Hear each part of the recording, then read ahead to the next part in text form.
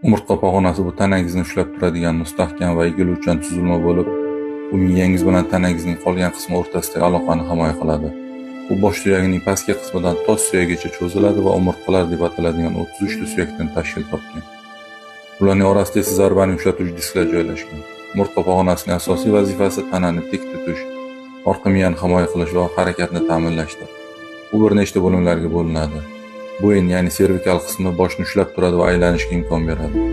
Ko'krak tarakal qismi ko'krak qafasini barqaror qiladi va qovurg'alar bilan bog'lanadi. Bel lumbar qismi tana vaznining asosiy qismini ko'taradi va harakatni ta'minlaydi. Biroz vaqt o'tishi bilan bu tizim yemirilishi mumkin. Disklar eskirib yoki yorilib ketsa, disk churrasi grij yuzaga keladi va bu og'riq, uvishish yoki holsizlikka olib keladi. Nervlar atrofidagi bo'shliq toraysa orqa miya kanali torayishi, spinal stenoz rivojlanadi. Bu esa nervlarni siqib, harakatni cheklaydi. Bo'g'imlar va tog'aylar yemirilganda esa artrit paydo bo'lib, qotish, og'riq va harakatning kamayishiga sabab bo'ladi.